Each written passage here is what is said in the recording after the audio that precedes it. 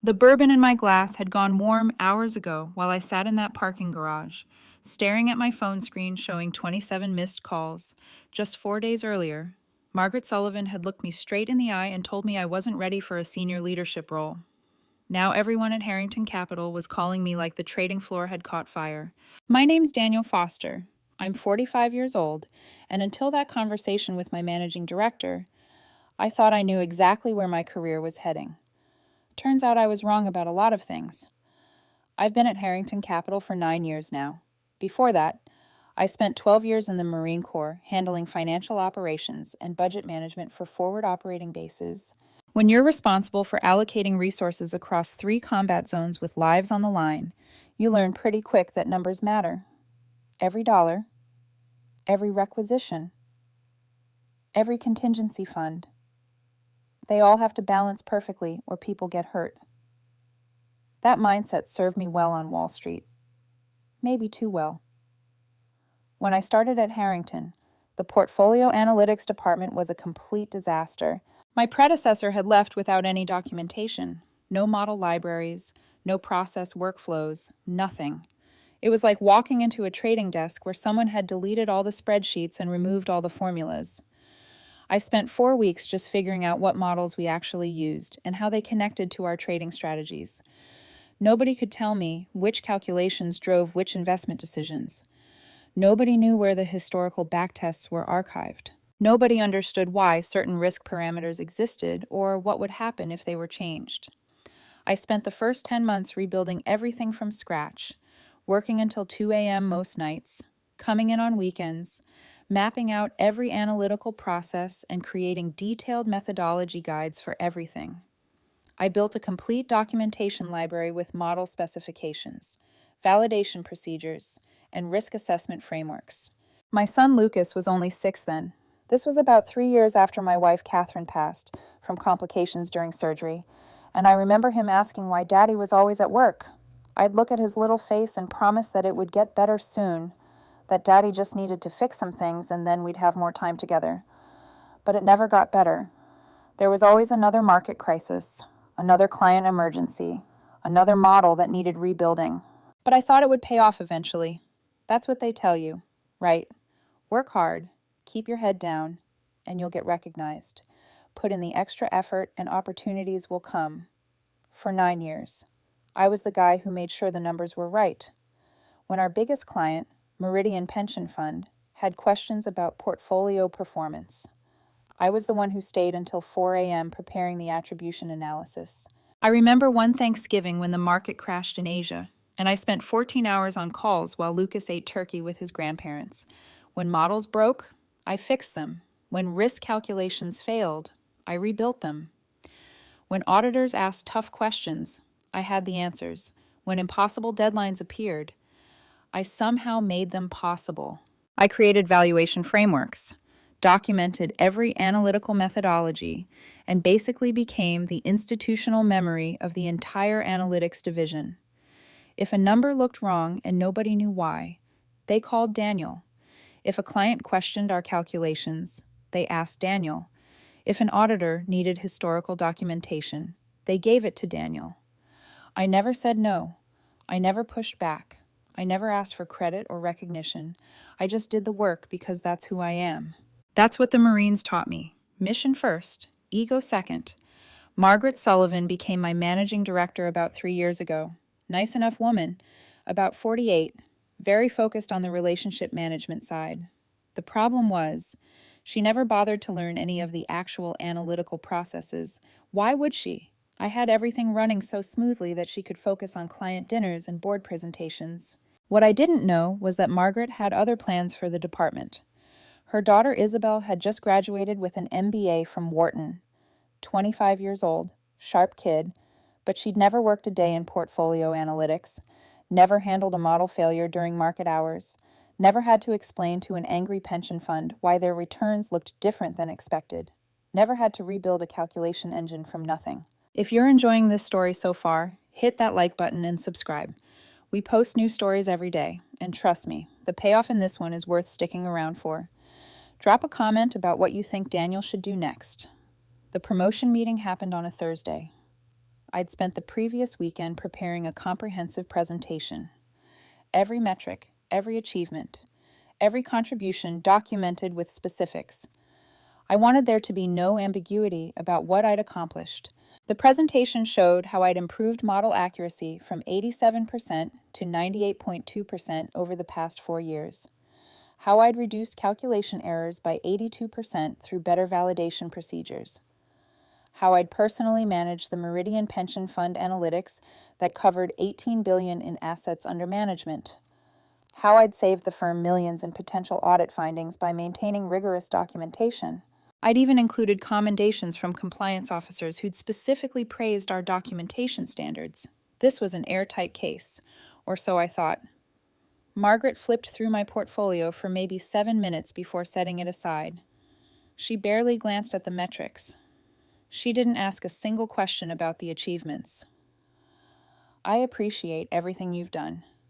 "Daniel," she said, not really looking at me. "But I've been thinking about the direction of this department. We need fresh perspectives, new approaches to quantitative strategies.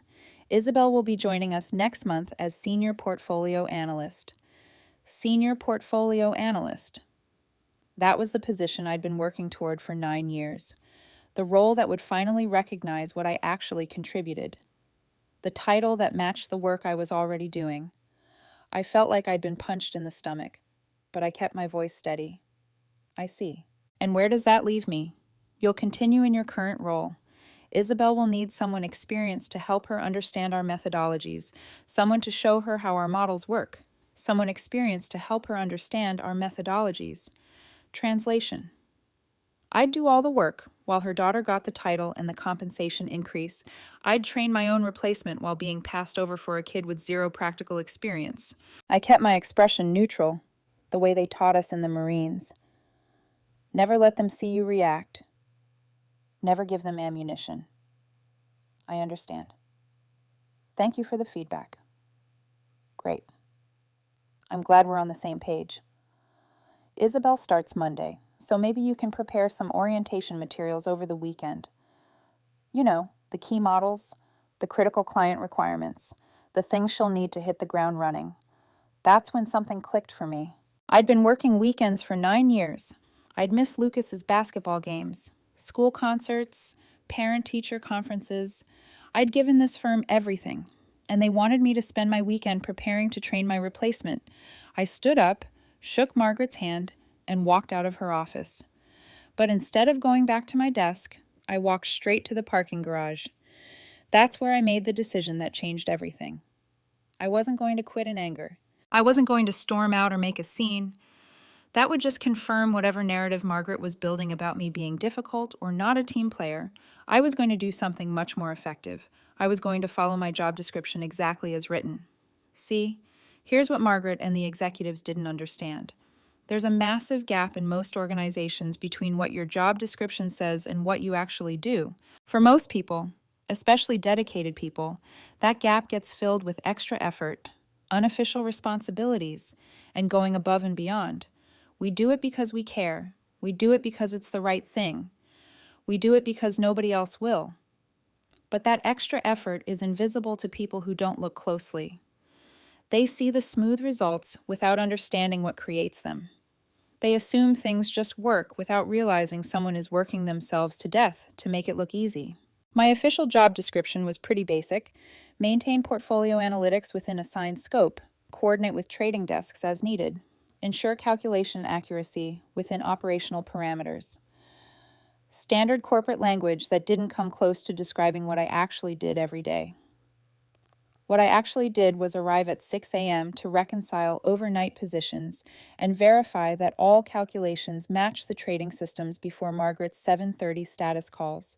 I reviewed risk reports for anomalies. I checked valuation feeds for data quality issues. I verified that all client portfolios were calculating properly, all before anyone else arrived. I answered questions from 5 different departments because somehow I'd become the go-to guy for any analytical question. Performance attribution issues. Ask Daniel. Risk calculation problems. Ask Daniel. Valuation discrepancies. Ask Daniel. Audit documentation needs. Ask Daniel. I solve problems before they became crises, staying late to fix models and prevent reporting errors. I proactively monitored for issues that might cause problems tomorrow. I maintained relationships with data vendors who could expedite fixes when we needed them. I documented solutions so that theoretically anyone could follow them. But my job description said 7:30 to 5:30, so that's what I was going to do. Not 1 minute early, not 1 minute late. Exactly what they were paying me for. Nothing more. I drove home that Thursday evening and did something I hadn't done in years. I turned off my work phone at 5:45 p.m. The silence was strange. For 9 years, that phone had been like an extension of my body. Always checking for Bloomberg alerts, always watching for client escalations, always ready to jump into action. Turning it off felt like removing a limb, but it also felt liberating. For the first time in years, I wasn't waiting for the next crisis. I wasn't mentally running through worst-case scenarios. I was just a dad driving home to his son. Lucas was shocked when I walked in the door at 6:15 instead of 9 or 10. Dad, why are you home so early? Is everything okay?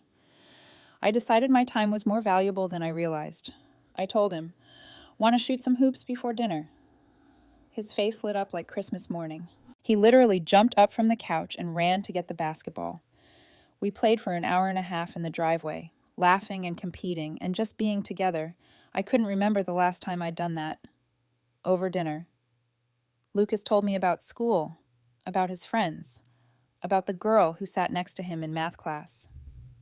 Things I'd been missing because I was always distracted, always thinking about work, always half present, even when I was physically home. That night, I slept better than I had in months. No anxiety about what might go wrong in overnight markets. No mental rehearsal of tomorrow's calculations. Just peaceful sleep. Friday morning. I arrived at exactly 7:30. No reconciling overnight positions. No getting ahead of the day's issues. I made coffee, settled into my desk, and started working on my assigned reports at a normal pace. I answered questions assigned directly to me and escalated everything else to the appropriate teams. When my phone rang with questions about calculations that weren't technically my responsibility, I politely directed callers to the methodology team. When someone sent me an urgent email about a cross-department reconciliation issue, I forwarded it to the relevant team leads. By lunch, people were starting to notice. Patricia from compliance stopped by my desk with a confused expression.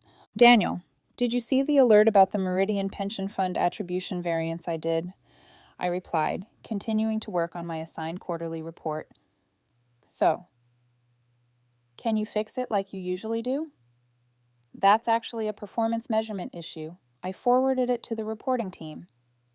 They'll need to investigate the data source." Her eyebrows went up.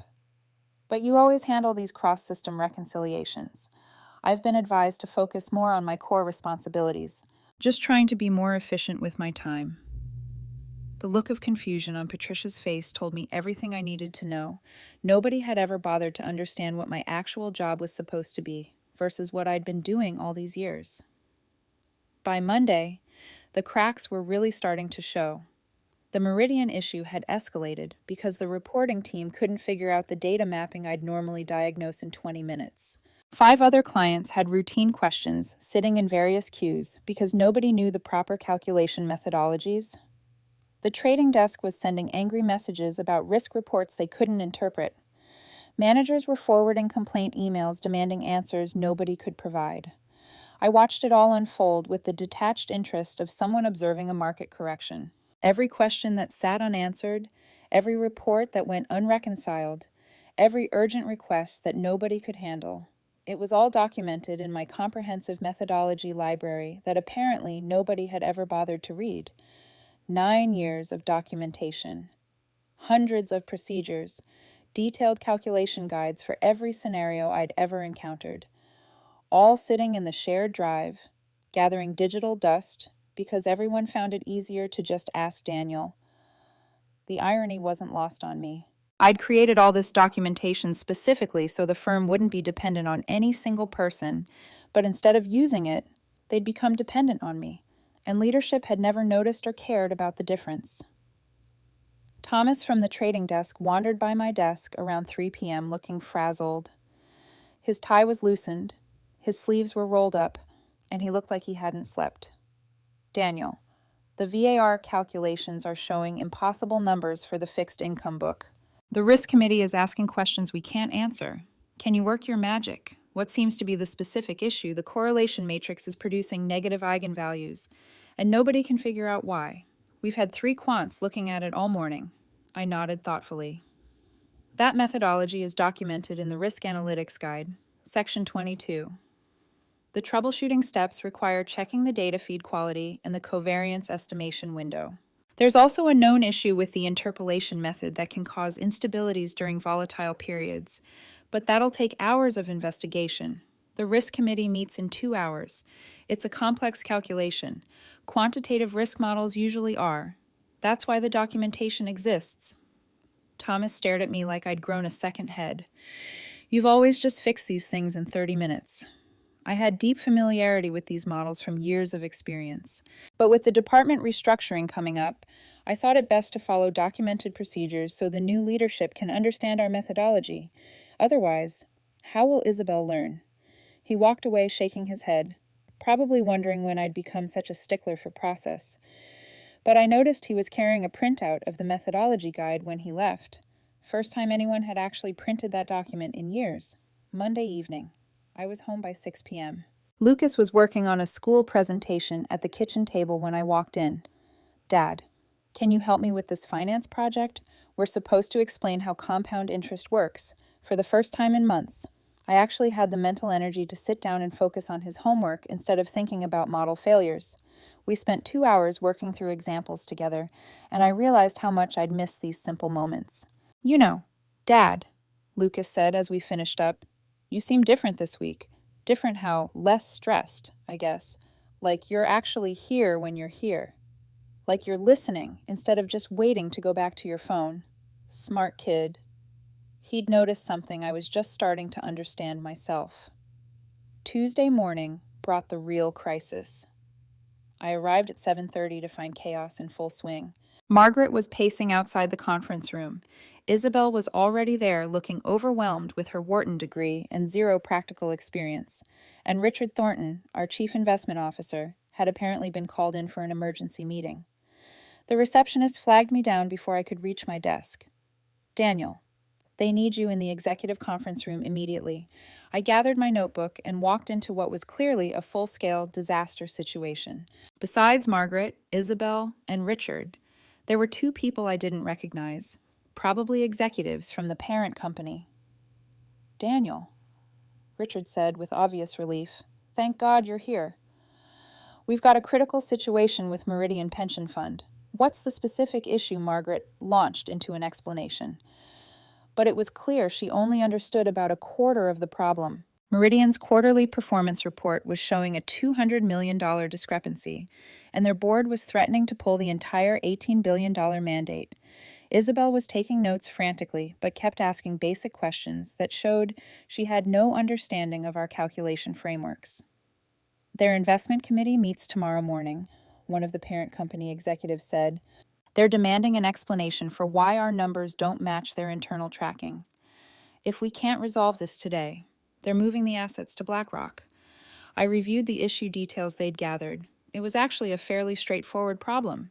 If you understood the methodology dependencies and had access to the proper documentation, this appears to be a benchmark rebalancing issue with their custom liability index, I said. The resolution is documented in the Client Methodology Guide, Section 31. It requires coordinating adjustments across the performance system, the risk system, and the client reporting platform in a specific sequence. Isabel was frantically searching through folders on her laptop. Which documentation exactly? Section 31. Subsections 8 through 15. The process takes about 5 hours if you follow the step-by-step procedures, assuming the data reconciles cleanly. Richard leaned forward. Can you handle this immediately? I checked my watch. I have the quarterly regulatory filing scheduled for 10 a.m. That's required by the SEC and due by end of day, so it can't be rescheduled. The regulatory filing can wait, Margaret said quickly. Meridian is our largest institutional client. I understand Meridian is critical. However, missing the SEC deadline triggers automatic enforcement actions and potential sanctions. That would affect all our clients and our ability to operate, not just Meridian.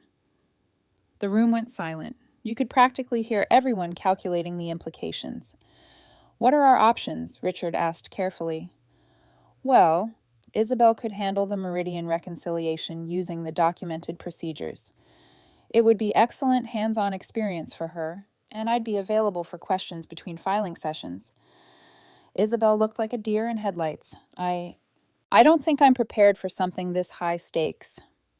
The documentation is very detailed, I said encouragingly. Everything is laid out step by step with formulas and validation checks. This is exactly the kind of real-world experience you'll need in your new role. Margaret's face was getting red. Daniel, we need you to handle this personally. I'm happy to take point on Meridian if you'd like me to reschedule the SEC filing, but I want to be clear about the regulatory implications. We'd need to request an extension, document the business justification, and accept any penalties for the delay. Richard held up a hand. Let's think this through. What would it take to handle both? I considered the timeline. The regulatory filing is scheduled in 2-hour blocks throughout the day. I could handle the most critical Meridian fixes between sessions, but the full resolution probably wouldn't be complete until after 7 p.m. That's cutting it very close with Meridian's deadline. That's a significant risk, the parent company executive noted. It is in the past. I would have worked through the night to handle both simultaneously, but I've been reflecting on sustainable work practices lately. My son has a school basketball game tonight that I've already missed 3 times this season. The silence was deafening. Richard finally spoke.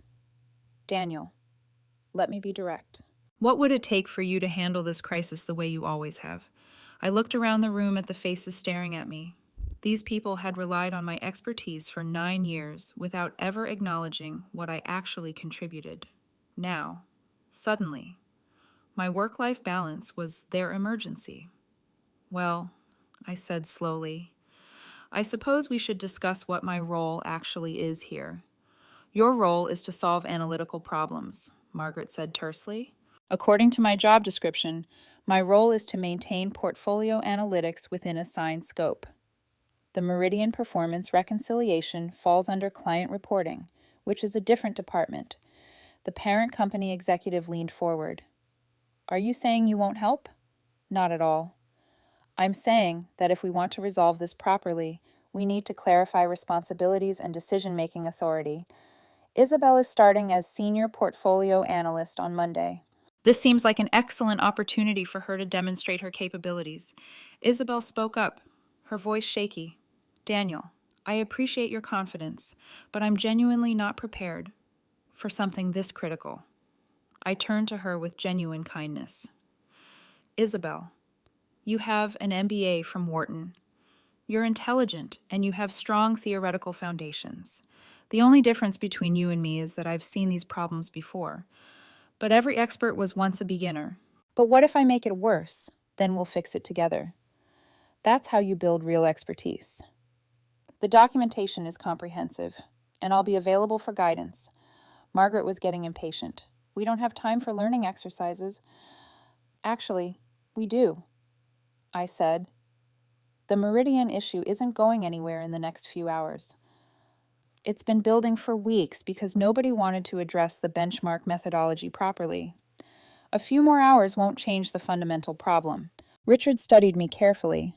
Daniel, it seems like something has changed in your approach this week. You're right. I've been doing some thinking about my career trajectory and what I want my legacy to be. And what conclusion did you reach? That I've been enabling a system that doesn't work. By constantly stepping in to solve problems outside my official role, I've prevented the firm from building proper processes and developing other people's capabilities. I've also prevented leadership from understanding what it actually takes to keep this operation running. The room was quiet except for the hum of the Bloomberg terminals in the background. Let me ask you something. I continued. What happens when I retire, or get sick, or decide to take that job offer from Wellington? The parent company executive's eyes sharpened. What job offer? A competitor reached out 2 weeks ago. Managing Director of Analytics, 45% salary increase, profit participation, full remote flexibility. I haven't responded yet because I've been loyal to Harrington. I wasn't lying. Wellington had reached out, though I hadn't seriously considered their offer until this week. Richard and the parent company executive exchanged glances. Margaret looked like she was going to be sick. Perhaps we should discuss this privately, Richard said. Isabel, why don't you start reviewing the Meridian documentation with Daniel's guidance? Everyone else, let's step into my office. As Isabel and I walked to my desk, she seemed overwhelmed. Daniel, I want you to know I never asked my mother to give me this position. I know you deserved it more than me. I stopped walking and looked at her. Isabel, you seem like a good person. But here's the thing. This isn't about what you asked for or what anyone deserves. It's about what's best for the firm and what's best for your career development. What do you mean? If your mother had promoted you into this role without proper preparation, you would have struggled publicly, not because you're incompetent, but because you don't have the experience yet. That kind of visible failure would have damaged your confidence and your professional reputation for years. Isabel nodded slowly. I hadn't thought about it that way. My mother made it sound like basic report generation, but looking at these methodology guides, I can see there's way more complexity than I understood. Your mother's not wrong that it involves reporting, but portfolio analytics is about understanding how all the calculations interact and what cascades when something changes. That only comes from experience. We worked through the Meridian reconciliation together. Isabel followed the documentation while I guided her through the decision points, explaining the reasoning behind each calculation. She was a quick learner, asking intelligent questions and taking detailed notes. By 3 p.m., Meridian's performance discrepancy was explained and their reporting was corrected. Isabel had a comprehensive understanding of the methodology and the reconciliation process. Daniel, she said as we wrapped up, I have to be honest. I had no idea how much went into this job. My mother described it as generating reports and attending client meetings.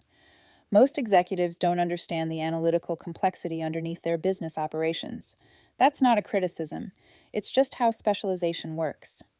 The problem comes when they make decisions about technical roles without that understanding. The meeting in Richard's office lasted almost 4 hours. When it ended, Richard came to find me personally.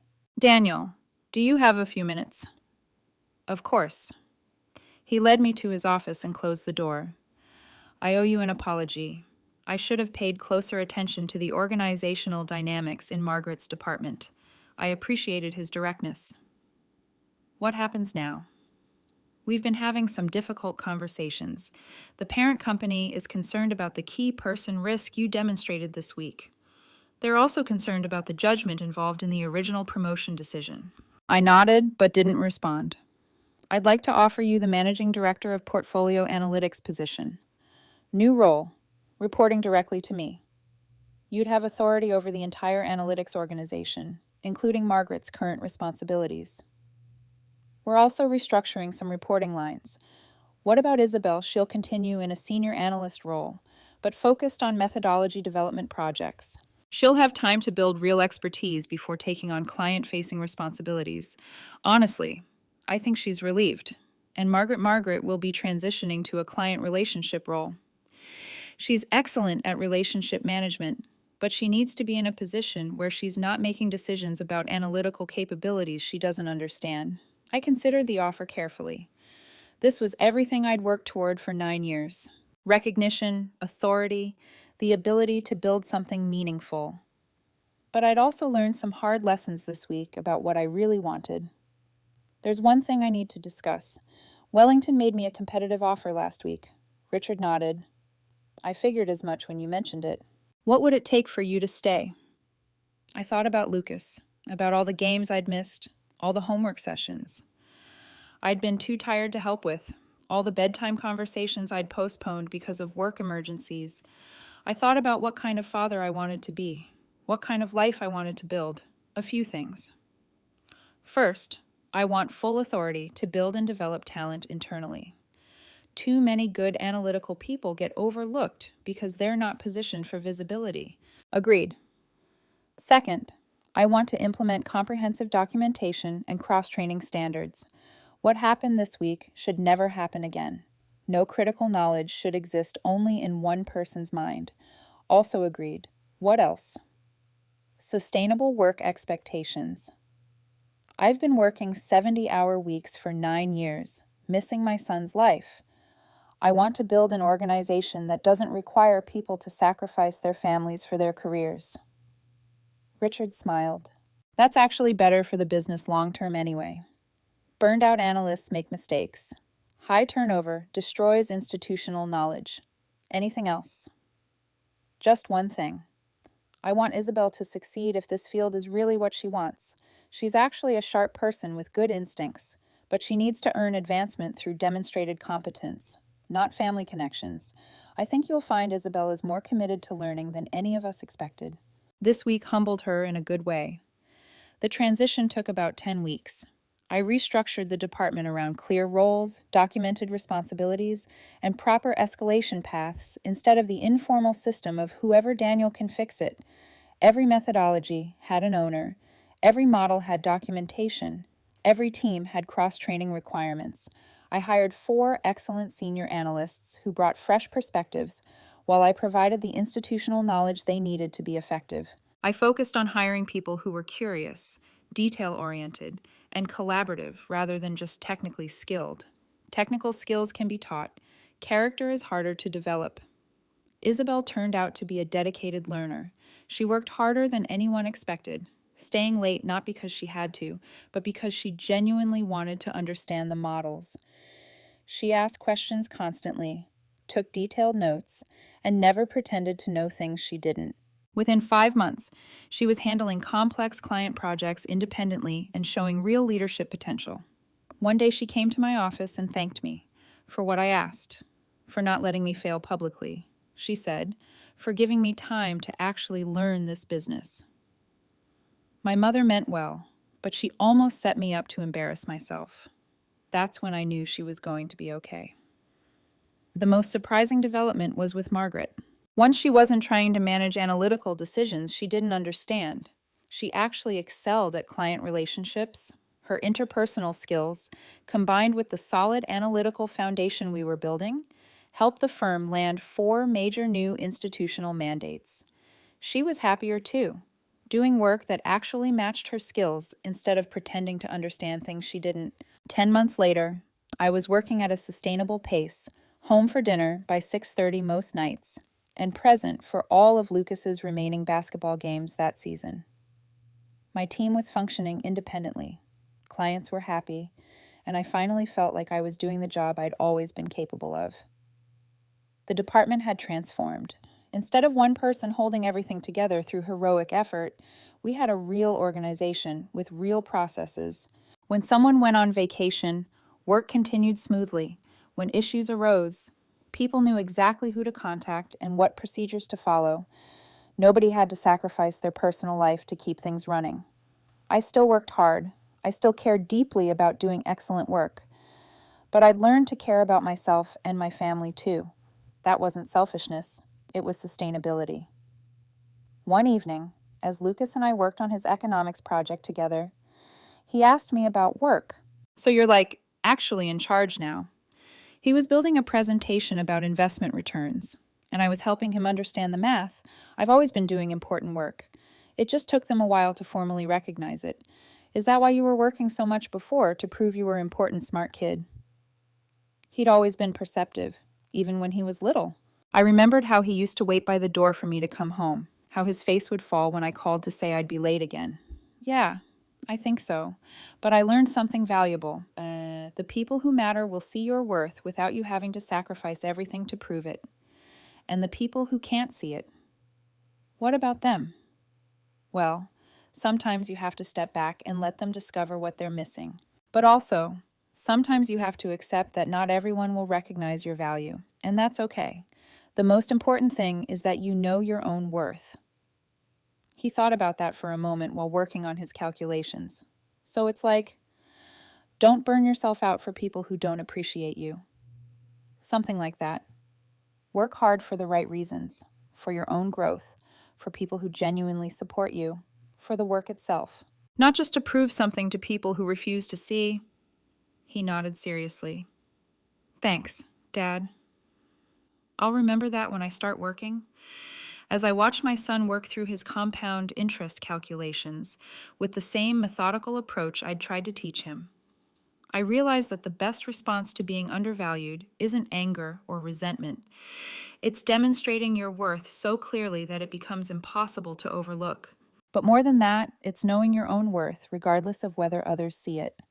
It's building a life that matters to you, not just a career that impresses others. It's being present for the people who actually love you, not just available for the people who need your expertise. The managing director promotion came with recognition, authority, and the ability to build systems that would help other people advance instead of getting stuck like I had. I used that authority to create pathways for talented people who might otherwise be overlooked, to build processes that didn't require anyone to be a hero, to develop the next generation of analysts properly, with mentorship and training and time to grow. But the real victory was simpler than that. I was finally being seen for what I'd always been capable of, and I was home every night to help my son with his homework, to hear about his day, to be the father he deserved. The relationship with Lucas transformed. He started telling me about his problems, his friendships, his dreams for the future, things he'd stopped sharing when I was always distracted, always exhausted, always thinking about the next work crisis. I got to be his dad again, not just the tired guy who paid the bills and occasionally appeared at dinner. Looking back, I'm grateful for that conversation with Margaret, not because she was right, but because she forced me to see something I'd been avoiding. I had been complicit in my own exploitation. I had enabled a system that used my dedication against me. I had chosen work over family for years, telling myself it was noble sacrifice when really it was fear. Fear that if I wasn't indispensable, I wasn't valuable. That was the real lesson. Your value doesn't come from being irreplaceable. It comes from what you build, who you help, how you live. The people who love you don't need you to be a hero. They just need you to be present. If you've ever felt invisible at work, despite doing excellent work, remember this. Your value doesn't disappear just because others can't see it. Sometimes the most powerful thing you can do is stop making their blindness your problem and start making your worth impossible to ignore. Know your worth, demand your value, and save your best energy for the people and purposes that actually deserve it. Your career matters, but it's not everything. Your family needs you present, not just providing. Your life needs you engaged, not just exhausted. Don't sacrifice everything for people who will replace you without a second thought. You deserve better than that. We all do. The numbers don't lie, and neither should you. Know what you're worth, and don't accept less. Hit that like button if this story resonated with you. Subscribe for more stories like this, and drop a comment sharing your own experience with workplace recognition. Thanks for watching, and I'll see you in the next video.